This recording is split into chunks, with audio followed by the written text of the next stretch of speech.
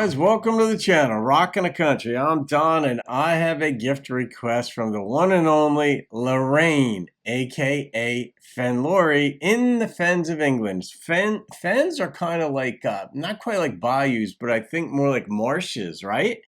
So east of England, and it's a gift request, so thank you for the gift and the request, but I'm smiling because I have a history with Slim Whitman, and it's that my grandmother used to love Slim Whitman, and I bought her an album when I was, I don't know, like 11, 12, 13 years old. I was young, and you're learning at that point to buy gifts for relatives, and my grandmother wanted something, and she wanted a Slim Whitman album. That was the thing I could buy her. And I thought it was just so comical. A name like Slim Whitman. We didn't grow up on country in our family, so how my grandmother even knew about Slim Whitman, which I only learned about 40 years later from the channel, that Slim Whitman was like a legit country artist, and my grandmother loved him.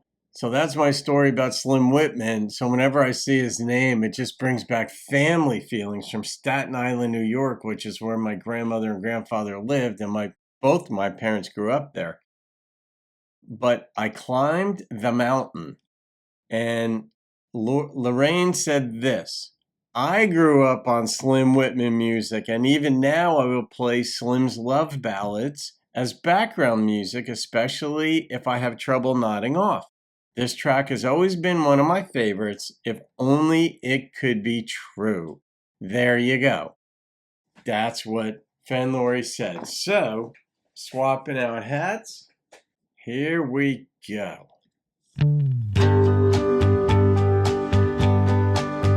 If only it could be true has me intrigued. The mountain, I saw the other side, and I can rest now, for I am satisfied. What's the mountain? I saw a rich land where each man had his share.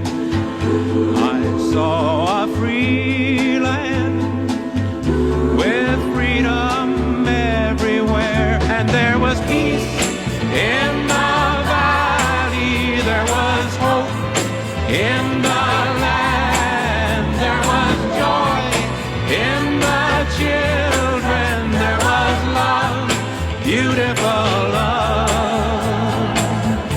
in the heart of man.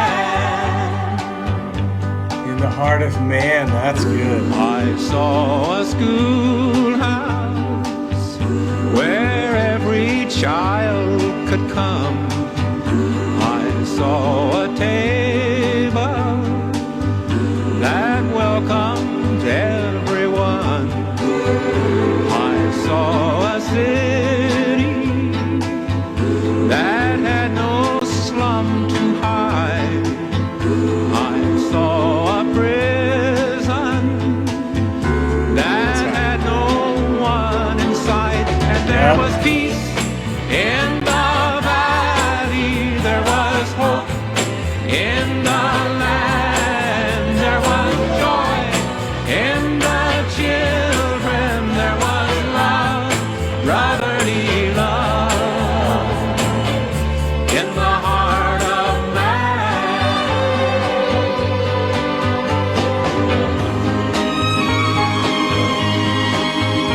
I made a list. I saw the lion lie down beside the lamb. I saw the white dove asleep upon the sand, and I saw Caesar give up his mighty throne. Then I saw Johnny as he came marching home, 'cause there was peace in the valley, there was hope in the land, there was joy in the children, there was love,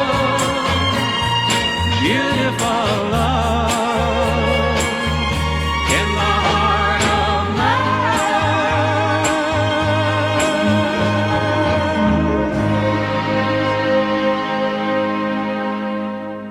Those are just really beautiful lyrics, Lorraine.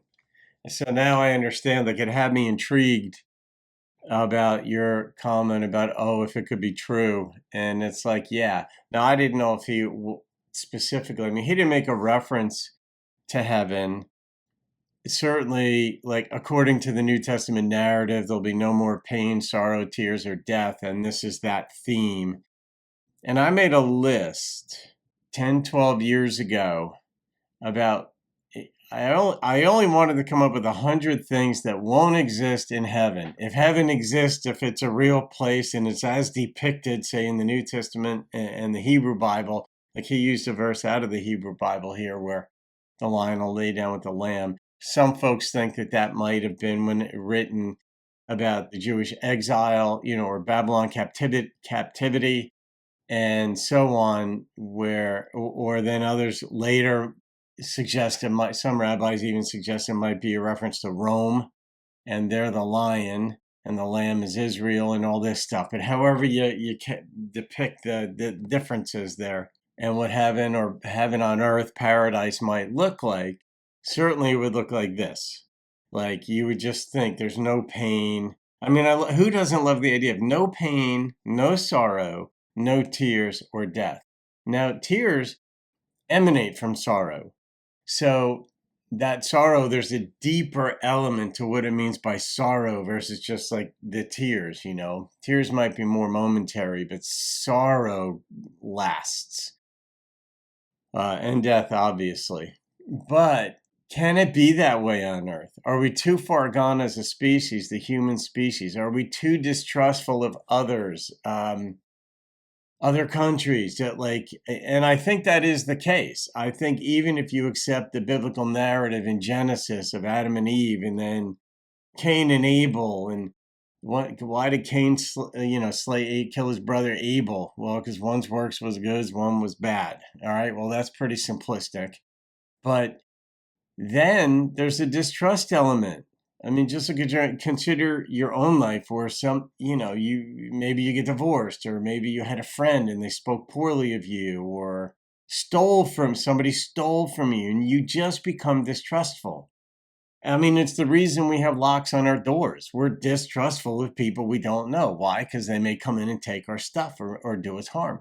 So can that be fully restored? And the answer is psychologically, no, it can't. Because I don't know what you're thinking. You don't know what I'm thinking. You don't know if I'm going to try harming you or not. So on goes the story where can we all get along? And the answer is no. But you would just hope that people could see, like when you watch those police videos of folks getting arrested, you're like, where is your brain? Like, all right, I get you got drunk, but even still, are you that bad when you're drunk that you just make these god awful decisions? Or other times when people aren't drunk and they're just either violent or stupid, or they want to hit a cop. It's like, do you not know you're going to lose? You may, even if you beat that cop, there's 50 others that will come to get you. So you just wonder what is wrong with people that they're going to do stupid things like that. And that's where the trust breakdown. But what's depicted in the song is beauty. Can goodness reign in the hearts of man? This is what he saw when he went on the other side of the mountain, whatever that mountain is. I don't think it's necessarily heaven. I think it's just one man's wish or desire or hope for mankind. Can peace reign in the valley? Please, let's let that happen type of song. And it was just beautiful. So, part of me doesn't want to rate this thing because it's borderline on a spiritual song, but it really, spirit, I mean, it's not a religious song, let's say, okay? They're not overtly, so I'm going to rate this one. And the number that popped into my mind was a straight 9.0.